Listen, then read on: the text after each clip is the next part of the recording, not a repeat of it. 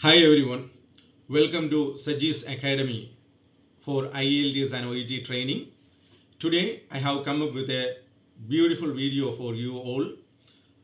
It's intended to enhance your score in part 3 of IELTS speaking. And these days many candidates complain that it's very difficult for us to answer in part 3 IELTS. It's a common thing. Irrespective of the fact that many are well versed in English, many can manage English very well, but when it comes to IELTS examination, especially in part 3, they struggle. They say that it's quite difficult. And here we need to think about the ideas and strategies. How can we answer part 3 questions? And this session would be a wonderful session, would really help you to identify the strategies required for part 3, as well as how to answer the part 3 questions. Now let's look at some details of contacting me in case anyone needs a specific training. And I also request you to subscribe the channel. It's very important. Your help is highly appreciated. And if someone really wants to WhatsApp me, you can also use my number. Is 890-3535255. Well, now let's write down. Let's move on to the cue card. Normally, the part 3 questions are part 3 questions come from the cue card. It stems from the cue card. Here I have kept, I have kept a cue card for you. Describe an activity that made you feel tired. You should say when it was, where did it take place, why did you take part in it, what the activity was, and explain why it made you feel tired. And remember, the primary intention of this video is not to teach you the cue cards, but instead to help you in part 3. So let us move on to the part 3 questions one by one. First question: does studying and learning make people tired today? This is the first question. So we it's in fact an abstract question. Okay, studying and learning make people tired today.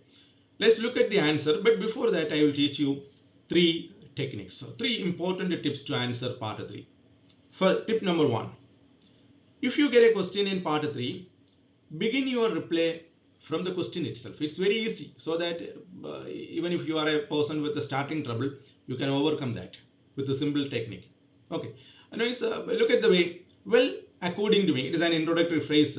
In fact, according to me, cognitive activities like studying and learning can really make people exhausted. I would say it's mainly because they are intellectual activities that really consume a lot of energy. Moreover, focusing for a long time on study materials itself can be tiresome, and it makes people's perception and comprehension skills dull and weak. One typical example would be the common scenes of students fall asleep after long hours of studies. Hence, it's very reasonable to think that studying and learning make people tired. Now let's analyze this answer. What is there in this answer? It's a model answer. So look at the opening. Well, according to me. So we have started the answer with an introductory phrase. You can also eventually use in my opinion, I think, according to me, as far as I am concerned, or I reckon, as I perceive the things, or what is commonly seen around us. So all these are introductory phrases. You can use them at random. And once you begin your answer in such a way, proceed is providing the person is a common reply based on the question itself. Look at the way it is developed. It's a cognitive activities like studying and learning can really make people exhausted. In fact, it is the question, and we have just added 2 words, cognitive activities, so that it really impresses the examiner. Now, once the first sentence is made, then proceed with developing your common reply by narrating or explaining or reasoning it out. You can eventually use the question words like what, or how, or why, or in what manner, how long, how far, to what extent. You can ask all these questions so that you can easily develop your reply given in the first sentence.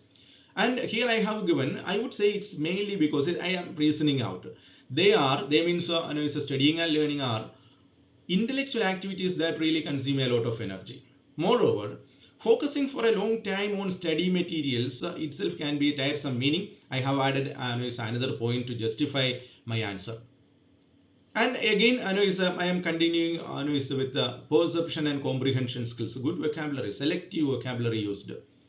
Again, finally, coming to the example. One typical example would be the common sins of students who fall asleep. In fact, this is a common thing. You look at the hostels or study halls. So you will find very often after a few hours or a long time study, students just fall asleep. That's the example given narrated here. Then we have made a concluding remark. Hence, it's very reasonable to think that studying and learning make people tired. So this is the structure, and it contains 3 strategies. As I told you before, there are 3 techniques and 3 tips which I want to tell you. First one, begin your reply from the question itself.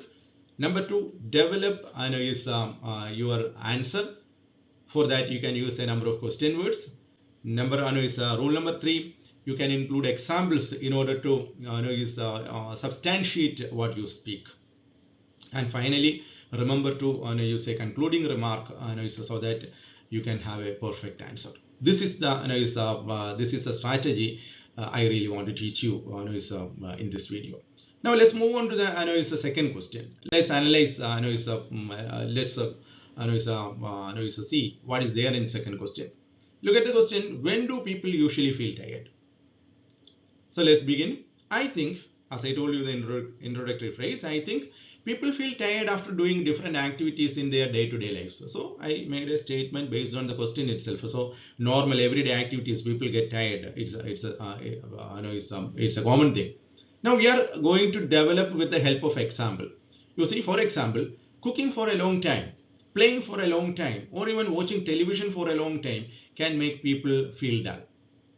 Now we are substantiating with another idea.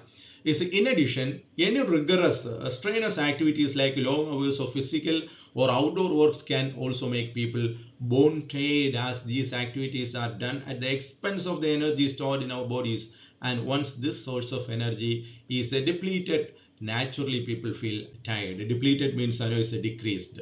Once this energy is gone, dried out, naturally people feel tired. They prefer to have rest instead. Well, so that's the thing, and we have followed here. A common reply. Then developing the ideas using examples. So all the 3 tips are applied here. Now let's move on to question number 3.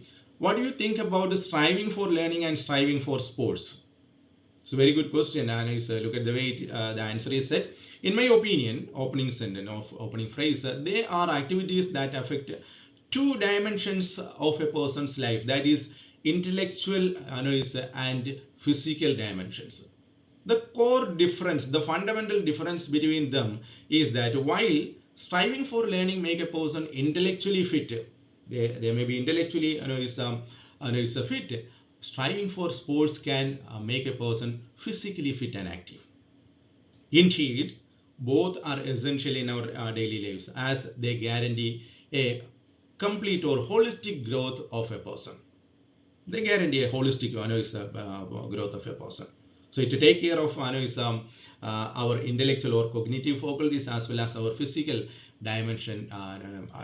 Therefore, that is my opinion regarding striving for learning as well as striving for sports. Let's move on to the next question. Do people have fewer holidays now than in the past? I reckon means I consider, in a way, it is true to say that people have fewer holidays now than in the past. A fundamental reason for that would be the changed work culture that the society has now. For example, completing a project within a specific time frame is better appreciated than availing a 10 days holiday to attend a traditional festival, which can commonly found in the work culture of many IT companies. So it is one of the perspective or one is a type of answering regarding this question. If you are holidays now, you can have different opinions or ideas, no problem. But whatever you present, is present with a kind of just open up your answer, then develop it further, and is substantiate it. Is probably with the help of some is examples. Now let's move on to question number 5. What are the differences between feeling tired and studying? Tired after studying and after exercising. You need to substantiate the differences here. Let's look at the answer. Well, an abstract thinking is needed to answer this question. So I made here a sentence which really give you some time or grant you some time to think. Now coming to the reply, feeling tired after learning and feeling tired after exercising pertains to two different dimensions. Firstly, feeling weary after learning shows that a person's cognitive skills are dull. So intellectually we are down. Whereas dull due to the energy spent on that activity. Whereas after exercise, a person is physically or bodily worn out.